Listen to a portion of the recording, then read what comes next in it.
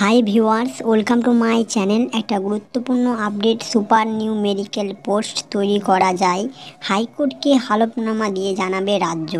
SSC রিক্রুটমেন্টের স্ক্যামে এবার super numerical post নিয়ে একটা গুরুত্বপূর্ণ আপডেট উঠে আসছে। তো চলো জানি সম্পূর্ণ এই তথ্যটা কী রয়েছে। এদিন আদালতে এজি কিশোর দত্ত বলেন, সুপ্রিম কোর্টে পেন্ডিং আছে অন্য মামলা।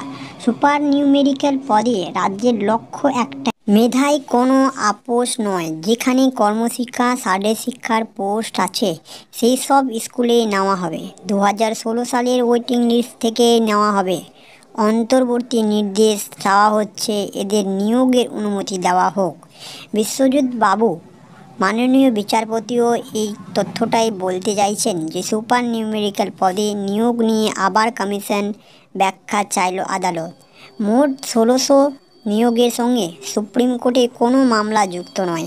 হলফনামা দিয়ে জানাতে হবে কমিশনকে। সেই জবাবেই সন্তুষ্ট হলে তারপরে আদালত সিদ্ধান্ত নেবে সুপার নিউমেরিক্যাল পদে রাজ্য আদৌ নিয়োগ করতে পারবে কি না। মঙ্গলবার বিশ্বজিৎ বসু জানান যে আমরা নিয়োগের পক্ষে রয়েছি। নিয়োগ যত তাড়াতাড়ি হবে ততটাই ভালো। এদিন আদালতে এজি কিশোর দত্ত বলেন, সুপ্রিম কোর্টের পেন্ডিং আছে অন্য মামলা। সুপ্রিম কোর্টে সুপার নিউমেরিক্যাল পদে রাজ্যের লক্ষ্য একটাই, মেধায় কোনো আফসোস যেন না হয়। 2016 সালের ওয়েটিং লিস্ট থেকেই সকলকে জয়েনিং করাতে হবে। 2016 প্যানেলে ওয়েটিং লিস্টে রয়েছে অনেকটা পদেও। একদিকে রয়েছে শিক্ষা কর্মশিক্ষা group C, group D, plus কর্মশিক্ষায় 750 জন, বাকি শিক্ষায়। মামলাকারীদের তরফে আইনজীবী বিকাশ ভট্টাচার্য বলেন, স্কুল সার্ভিস কমিশন স্বীকার করেছে বেআইনি নিয়োগ রেখে দিয়েই এই সুপার নিউমেরিক্যাল পোস্ট করা হয়। ডিভিশন বেঞ্চেও তারা এই একই কথা জানায়। পরে একই বেঞ্চে এই শব্দ তারা প্রত্যাহার করেন এবং যতটা অল ওয়েটিং চাকরি প্রার্থীরা রয়েছে তাদের পক্ষে যেন সেই সুপার নিউমেরিক্যাল পোস্টটা দেওয়া হয়, এটাই একটা অনুরোধ করছেন।